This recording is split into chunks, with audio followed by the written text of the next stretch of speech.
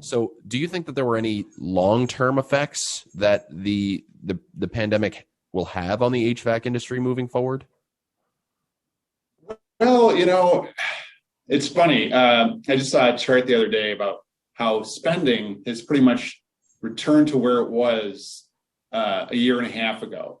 So people have stopped going to the grocery store again, and they're now going out to eat now that they're vaccinated. So I think a lot of the attempts to sort of say, well, this has changed permanently or this is going to be different are premature to an extent in every area post-COVID.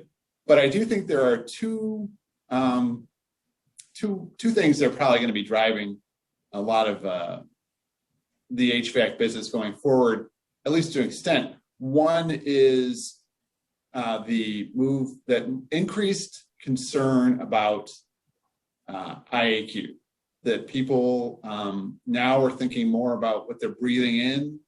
And even though, they're not necessarily going to be dealing with another pandemic anytime soon, we would hope, they are thinking about, just in general, they've gotten thinking more about hygiene in the air, as it were.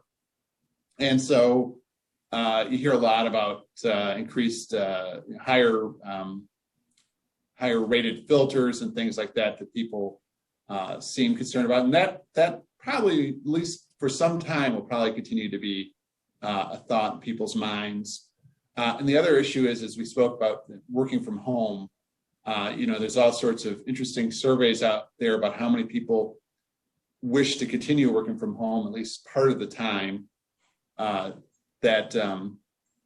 saw a survey that says something like half of the people would quit their jobs if they had to go back in the office. But I also saw a survey that said half the people go out and sit in their car at least once a day to get away from their families after working from home.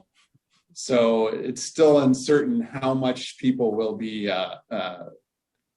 in their office or not in their office. But either way, if people are working from home, even just a few days a week, let's say 3 days a week becomes the normal, they'll have an effect on both residential and commercial contractors and even new home contractors, because you'll see that on the residential side, people will continue possibly to want to upgrade their HVAC, maybe put a mini split in the room that they did not have that doesn't heat or cool to their interest, to their comfort level. So the residential side will continue, and the new home side, you might see people building homes going forward with dedicated office space or other spaces, gym space, what have you. So you might see an increased need for HVAC, different HVAC. People might want more cooling in a home gym than they would in the rest of their house. So they might invest in that. On the commercial side, the challenge will be that if you are having people in the office still a few days a week, but not 5 days a week, how do you provide heating and cooling for those folks at a rate that doesn't put a large burden on the building's operators? If you have, say, half the staff in an area that you had before, you don't need to cool it to the same level necessarily, because they're not expelling as much heat. But you're still going to need to cool it to some level. So, VRF and other technology are going to play a role there.